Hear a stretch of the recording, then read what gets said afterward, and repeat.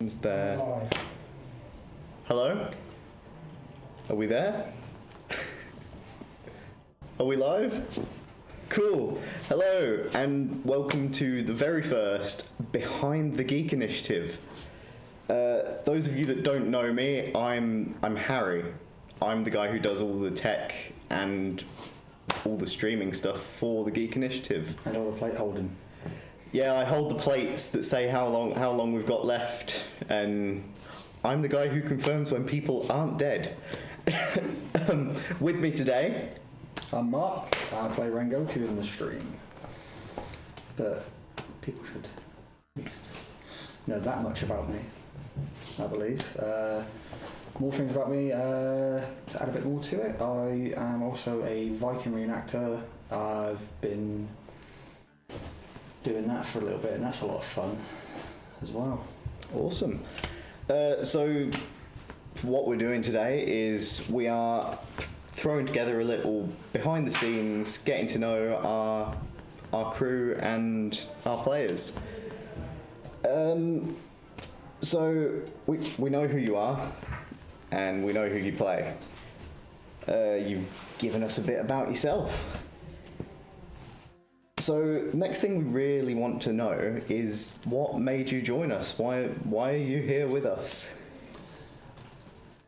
What in the existence in this world, or no, with the Geek Initiative? Not why are we here? We're not going that deep today, Mark. Basically, was a DM for a local hobby store. And then there was the discussion amongst Adrian, myself, Dan, who's one of the other people behind the scenes, who at some point will be on this, I believe, is the plan. And then people might get to know him a bit more. I don't know how we're going to manage that, but it's going to be very difficult. Both the tech guys are on the thing at once, and like Isaac, who is the DM, and there was just a general conversation of would we.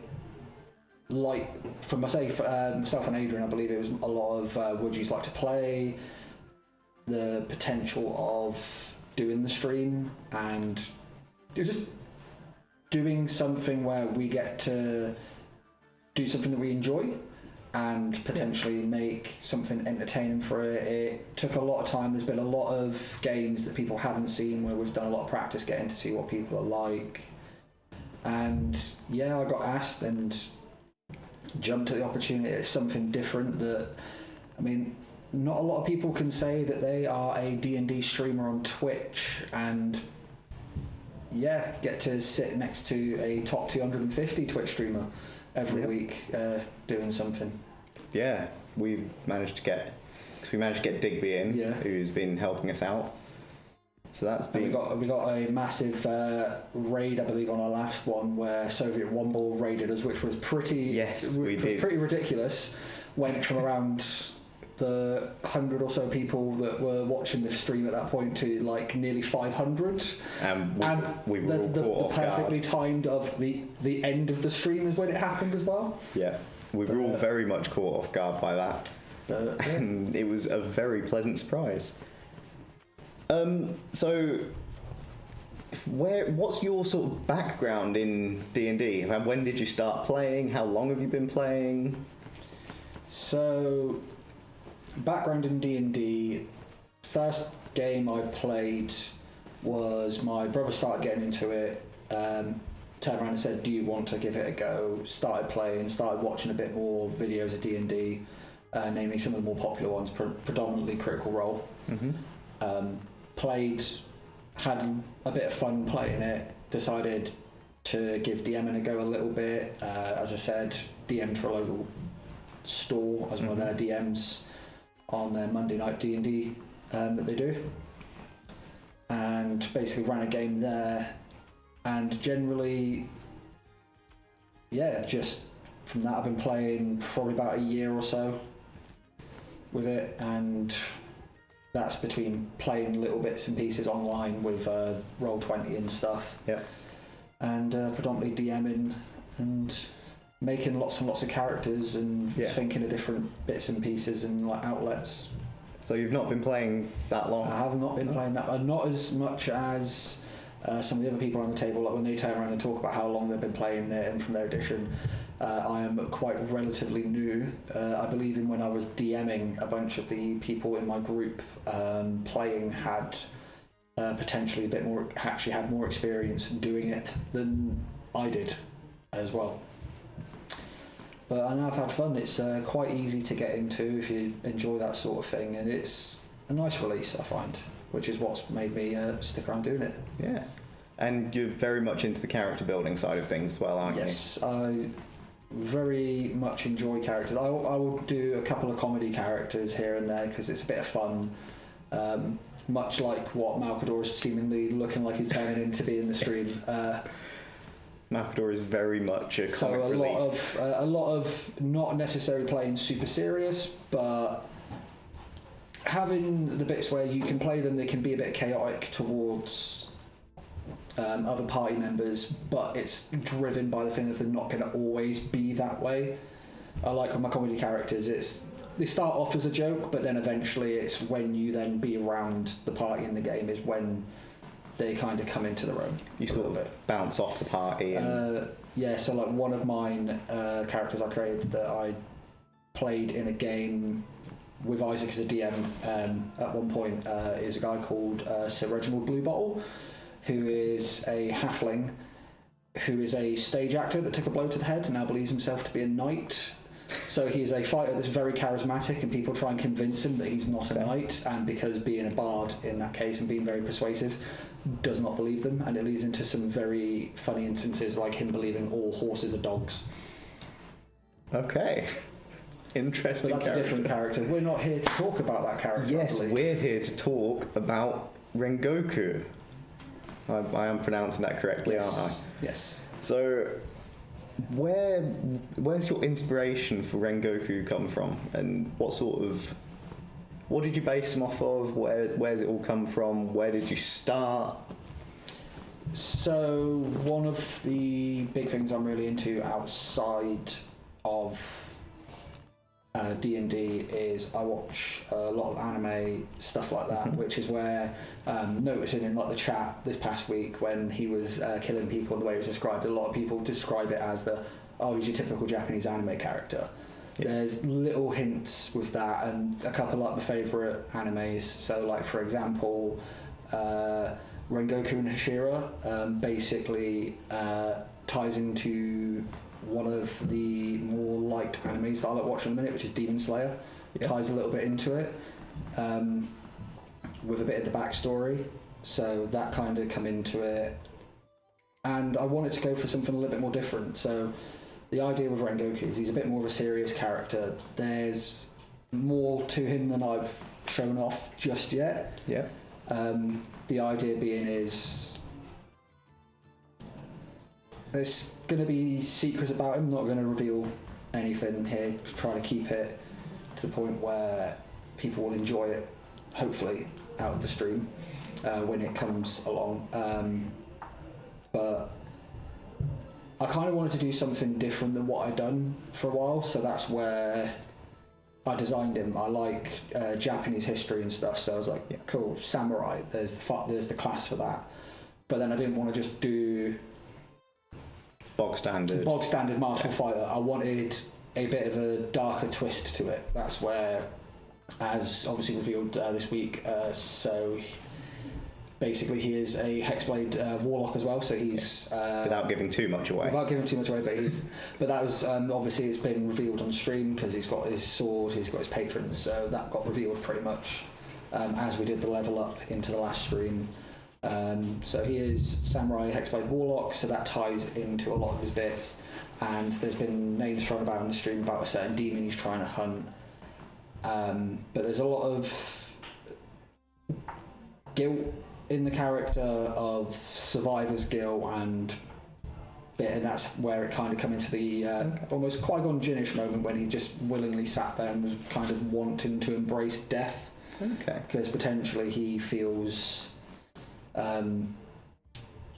that he wants to move on, like he's done everything he can, and there's kind of people that he wants to see being to do his backstory and stuff.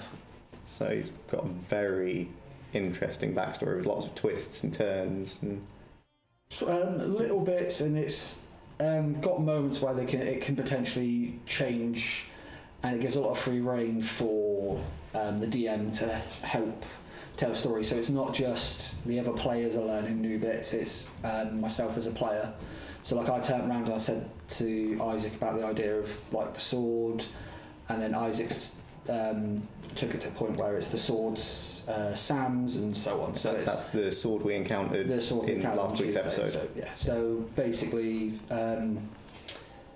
that's all come from Isaac, the way the sword works, what the connection is, and other little bits and pieces and stuff. So it's basically allowing me to learn stuff about the character. So it's new experiences for me. At the same time, it's kind of a dual effort rather than it's just I've gone to Isaac, this is my character, do this. It's I've got this idea, let's make this character story as we go. It adds to bits. When ideas pop off his head, you can kind of go a little bit back and forward, and it keeps it to the point where it's not just one person's perspective. And I like the idea of two minds come together, kind of helping make something that's going to be not just enjoyable for the person playing the character, but potentially the other people watching that are going to get a moment where they might kind of be moved, or they're going to feel something. Yeah.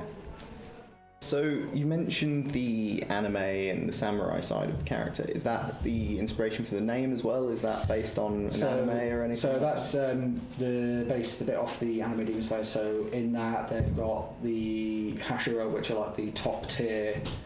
They kill demons. They are like the higher rank. And one of my favourite ones off that was Rengoku. Okay. So just kind of chucking them both together, and that's pretty much where the name come from. That. Nice. So that's Rengoku. I feel like I definitely understand the character a bit more and understand the motivations. So back on the subject of the streaming itself, to you, what's really the best part of joining in with all this and taking part in the streams and Fly. Yeah. What do you like most about taking part in all of this? I mean, for me, the thing that I enjoy most, not necessarily even just out streaming, playing, is for me, it's sort of an escape. A lot of the time when people ask me about why do you play D&D and stuff, I basically refer to it as it's therapy for me.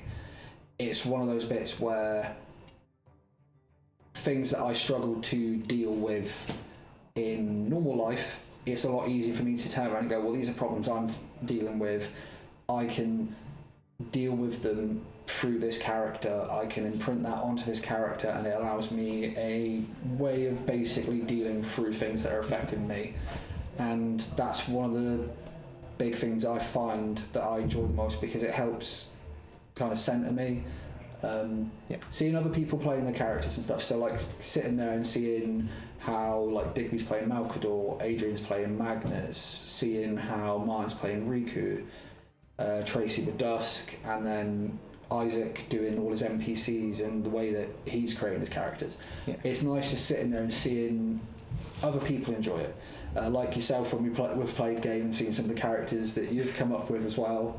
And other people that I played, even just like in general, people in my group that have been players, and the way they get enjoyment out of some of the NPCs I created in my game.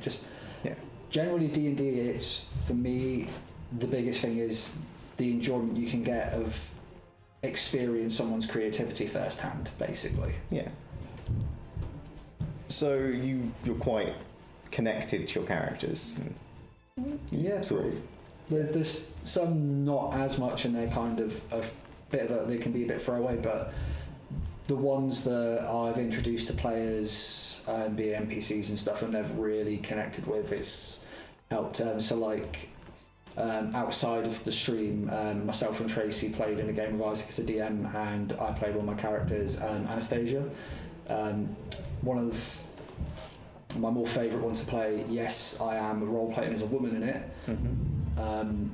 but just when you see how much enjoyment Tracy gets off of really darker characters, and when you finish a session and she hands you your hand and goes, oh yeah, like, and she's basically giving you the seal of approval for like how much she loves your character, and how well you've role played them. It's one of those bits where you're like, yes, I'm getting enjoyment of seeing how much someone else is loving what I've created as much as I'm enjoying it. Yeah. And it's probably one of the biggest things I enjoy out of D&D. So you mentioned having played with Tracy and Isaac beforehand. So that was before. So that was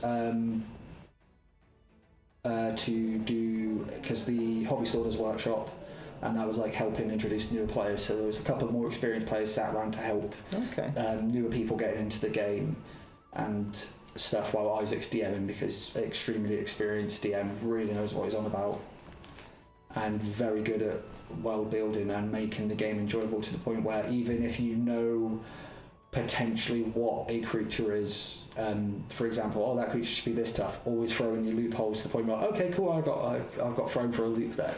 So you're always getting caught off guard, and to me that's a sign of a really good DM when they can get it to the point where you yourself are even questioning, thinking, oh, we're going to survive this fight, but then 2 turns in, you're like, we could die. We don't know what's going to happen. Please let the dice roll well. So you feel that working with Isaac is quite sort of motivates you to play well, and does he keep you focused well on the stream and those sorts of things? He keeps you focused well on playing the game, keeps you focused in actually thinking more and keeping not just involved in what you're doing, keeps you involved in what your fellow players are doing, to the point where you start thinking, right, if my teammate's doing this, how do you work together as a team? And he keeps everyone on their toes to the point where it's, you don't just kind of focus in on, right, this is my turn coming up, I'm going to do that, let's see what happens. It starts making you really think to the point where it's, right, what's the best thing for the party here, how would you act? And it starts making you necessarily in yourself kind of start thinking how it affects everyone at the table and stuff.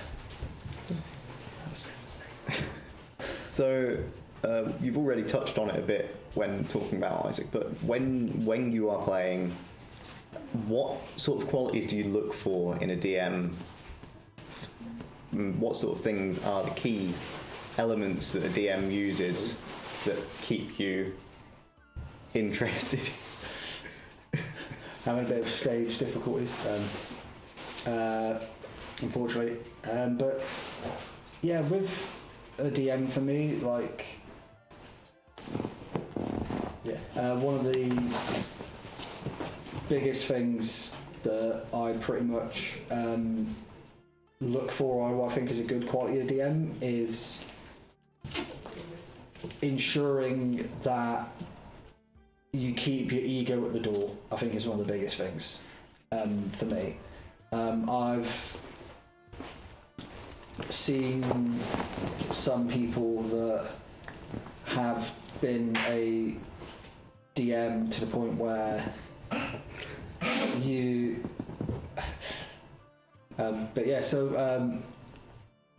you basically, it starts becoming more like, I've been prone, I did it at one point, and it kind of as well, which is where I stepped away a little bit from more DMing, is when you get to the point where you start inadvertently making the story about yourself and what your character's doing.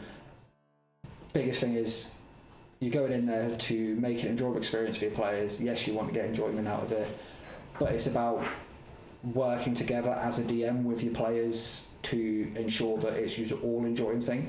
Because I don't know how Isaac feels, but I know when I was a DM and people that were playing in my group would turn around and you'd think, I've got them with this kind of thing, and the way that would think out of a puzzle or problem to solve it, and they'd catch you off guard to the point where you're like, okay, that's really impressed me. And it's finding that, like, the give and take between DM and players, where you basically start surprising each other and it leads to a all-around enjoyable game. So keeping the game interesting. Yeah, like, not keeping it boring to the point where it's like, cool, you know that this goblin has this much hit points, and this is not going to be a challenge for you, and you're going to win this fight. But getting to the point where if they get used to say, there's one encounter every so often, we get a long rest, then you get a session, we go, cool, here, have 5 encounters, one after another. And you get players that will be I will use all my spells straight away, and you go, cool, there's another fight happening straight after, and then they're like, I can't do anything, I'm buggered here. Yeah. Which has led to a really funny moment of when you surprise, as when I've DM'd, the look on a player's face when they realise, oh wait, have we got more than one fight this session? Crap. Or the awkward moment where you, backtracking a little bit, so one of the funnier moments I had in a game was my party came across 2 owlbears, killed the owlbears, or knocked them unconscious.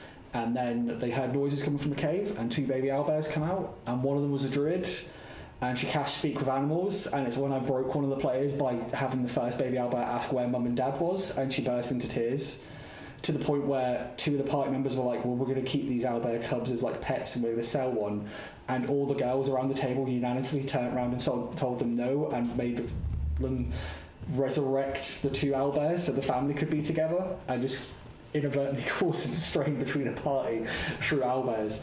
But it's one of those bits where you sit there as a DM and you're like, it's pretty cruel what I've done, but it was really kind of funny to watch the party turn against each other over the moral dilemma of, do we enslave the owlbear cubs or do we free them? That's a very dark... Pretty dark. I could be a pretty dark DM with some of the bits. Proudest accomplishment in the store I played was the first person, I believe, to kill a player. I believe one of my players got killed before you died in a game there. That's an achievement. Which is an achievement. I do die. You died quite a lot. I think you're currently sat at 3 deaths in one campaign? Almost. I think I hit 4 by the end of that campaign. I'm now at 6 or 7 in total, so... Yep, very easy to kill you. So, on the topic of the other players in the group, what do you think makes you mesh well with them?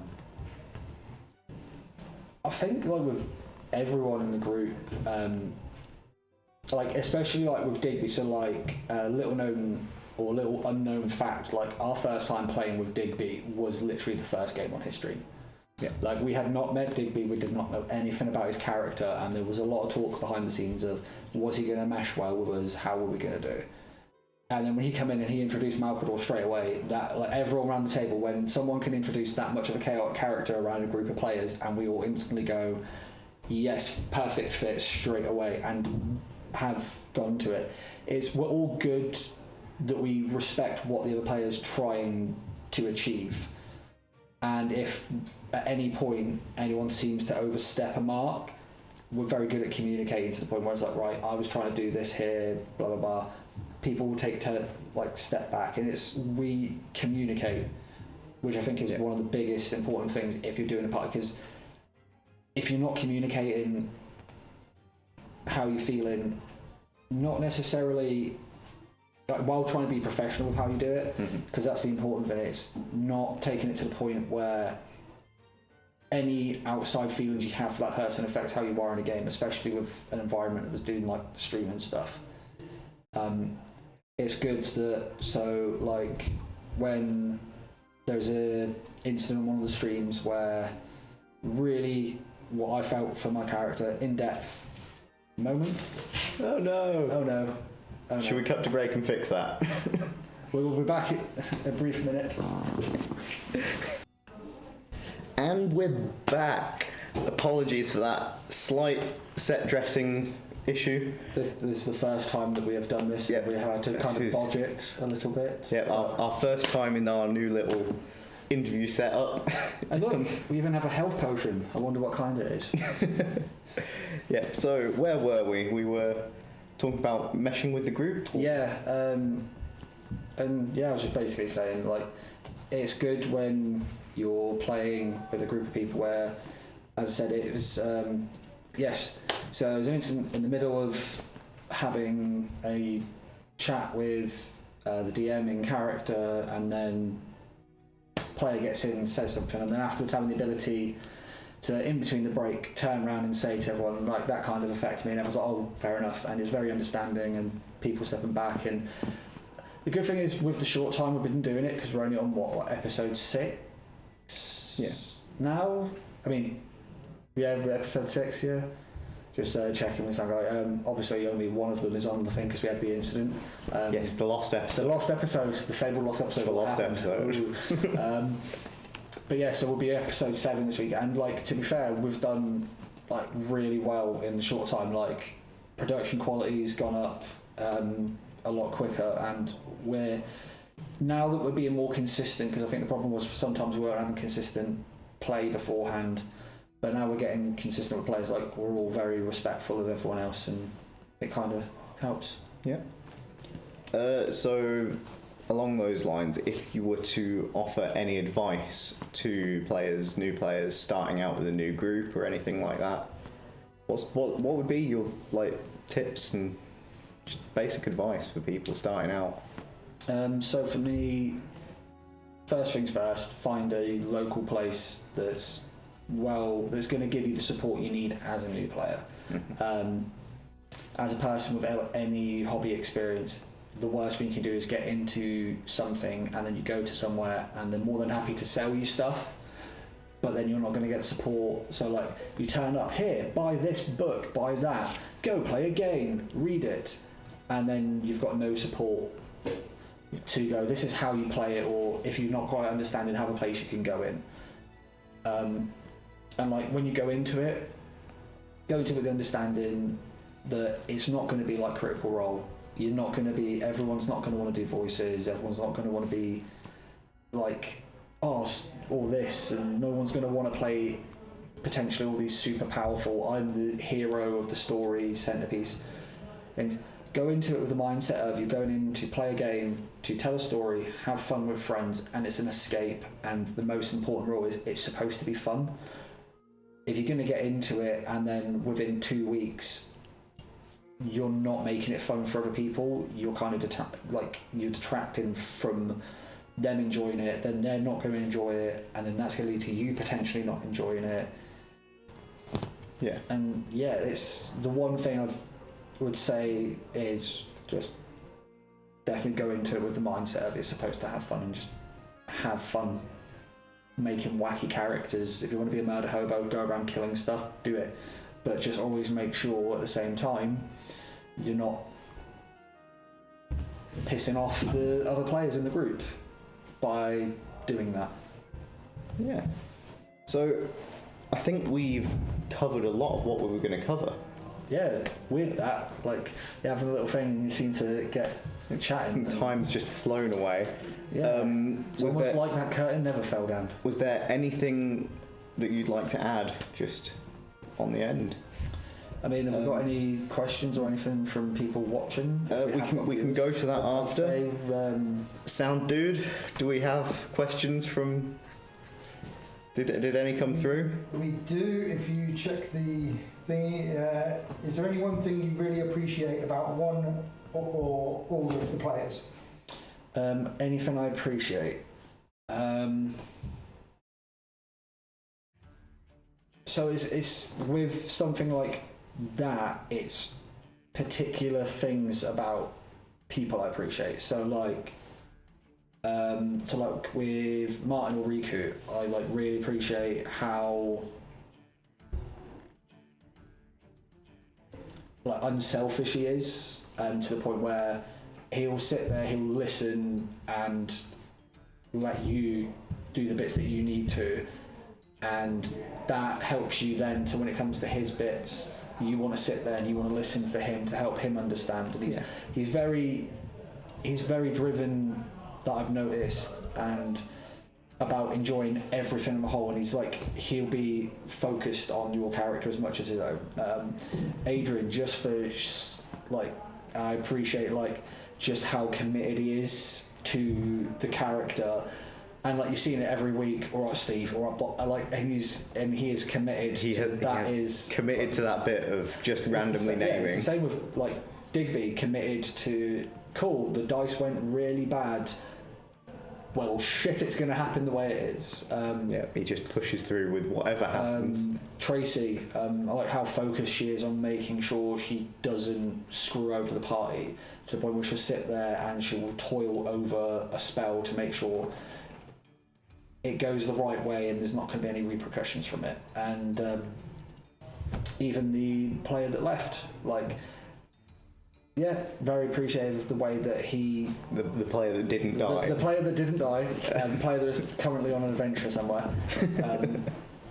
But, like, yeah, committed to, like, coming along and playing and trying to make it enjoyable. Like, yeah, there was bits where there was clashes and stuff, but at the same time, like, it's one of those things of as much as possible, and yeah, there was that clash, was still trying to make it enjoyable for everyone else by doing it, like, playing the game their own way. And like Isaac, even though it said players, but generally just like appreciate the level of commitment he's put into it, and he puts into his characters, and even when he starts losing his the voices, like how much he tries to get back on track with making it important. It does seem that the group as a whole, you all strive to keep pushing that story forwards and keep it moving. I mean, it's pretty much what we're doing it for, so it's as much as it's supposed to be enjoyable for us, like we are doing a stream and we want it to be enjoyable for everyone else that's watching.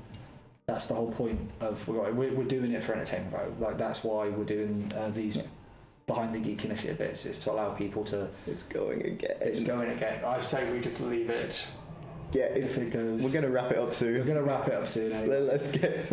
It will be better. We promise that it will be better organised next week. We will sort stuff out. This was kind of we can't have that in screen. Quick curtains, get it up. But yeah, we're doing this to entertain people. There's funny bits like this happening. Like I mean, it is said constantly every week by Isaac. We are not trying to be Critical Role. We are not trying to be any of these like super professional. Look, everything goes right. If thing went right. Yeah. Why really do it? If everything goes right, like it is more funny to have things go horribly wrong to the point where I'm trying to drag this out as much as possible, the hopes it falls down just for the comedic effect. But yeah. So what you're saying is we're professional unprofessionals. We are we are the most professional unprofessional people you have ever met. We are professionally bad at what we do. We, as Adrian keeps trying to put, we are Liability Inc. If we are not a liability, we're not doing it right. He does want to name the group Liability Inc., doesn't he? To be fair, like, I mean, if like it does end, like, I think it might be an idea, because these are going, we've got like 8 weeks of this, I believe. Yeah, something like that. I mean, we could... Numbers wise. I mean, I don't know. Don't make me do maths. I know, but we could theoretically... Like, I like going into like making entertainment. I like the idea of putting something out there where we potentially let the viewers name us. Like, if they think we should be Liability Inc., we're Liability Inc., and we can work it in that way. We'll probably end up doing a poll or something. I think we'll probably end up doing that. I think that's going to be something fun. I mean, like, if anyone's got any ideas for names, come on, do you think Liability Inc.'s good? I know you're watching, Adrian. Yeah, we need all the suggestions so we can build a poll. But you want it to be Liability Inc., don't you? Have we had... Is there any more questions from viewers? Or We've got one more, and then I think that'll be it. But we've got, do you feel like at this point you understand your character, or are you building him as you go forward with the party? At the moment, I understand a bit of where I want to go with the character. Mm-hmm. There's always that bit of, like, you can understand the character, how you want to play it, but then it's beginning to understand how your character fits in the group dynamic. Yeah. So it's one of those situations of your character is going to evolve. So I could go and play Rengoku with a different group, and Rengoku would fit a completely different role than what he fits here. So I feel at the moment Rengoku as a character in the stream fits as the very stoic frontline, will take hits, will try and protect people. Maybe there's some other reason that people haven't cottoned on yet. I mean, I know the reason why he's very much wanting to protect Spoilers, Mark. people. Spoilers. I know, like, I'm not spoiling, but I know very much into the reasoning behind why I'm playing him that way. Yeah. Based on things, but then that's for people to. And there's going to be like we're still at an early stage. Like no one's really got set relationships in the group. Yeah. Like there is obviously the very tense relationship that I'm stuck in the middle of between Dusk and Malkador over whether herbalism is the right way forward or if alchemy is. I'm sure we can all agree that herbalism... we can all agree that herbalism is by far better, and it is so much better to dilute stuff. And we can definitely agree that Malkador should never say the word magic. No, but that's the funny part. Oh, it's mushroom now, isn't it? Yeah, he, like, the fact that we managed to tone it, and it was just me on a whim turned around and uttered mushroom as the potential word, and now it's stuck. Yeah. That was just a... Mushroomical. Mushroom-magical, or mush-magical or something. No, I'm sure it was mushroomical. And then it was mushic, and then it was a little spark. Any hint of magic in the mush word, and then it starts to go by limited bits. But yeah, I think everyone's kind of catching their dynamic. By the looks of it, it's kind of, the story's a bit more... I get the feeling at the minute it kind of ties a bit more towards my character, because obviously Sam's involved. Yeah. But then obviously there's going to be other people's stories brought to light a bit more as we go, and people are slowly letting little bits in, like Dusk not wanting to show her face and stuff. So it's all kind of rather good. And we are definitely not liabilities. Please, insurers, people out there, we are not a liability. We are a party that is suitable, and you can give us as much life insurance as you want, and we will not make you pay it out. Is that it for the questions? Yeah. Awesome. Well, thanks for joining us today, guys, to our very not quite to our totally professional interview. Yeah, it's been great. I've enjoyed having you here, Mark. It's actually, like, to be fair, like, generally it was a lot of fun. Just chill. It doesn't even feel like it was just two guys chilling, chatting shit. Yeah, just chatting, talking about D&D, having a giggle. Exactly. And stuff. Thanks for making the time to be here and do this with us. Yeah, I mean, we will be back again next Saturday, I believe. Is Adrian coming down? No. We haven't got Adrian coming. You've got. Oh, we've got Magnus. Yeah. So, yep, Adrian. Not Steve. Adrian and Magnus will be joining us. Yes, we're not quite sure as a group where Adrian ends and Magnus starts. They're now slowly becoming one. Yeah, so we've got Adrian as Magnus joining us next Saturday, same time, same place. And then potentially different time, possibly different time, possibly earlier when we can make it work. And also we will be back again on Tuesday. Yeah. For the main event. To see what happens. Thanks for joining us. Thanks for being here. See you on Tuesday. See ya.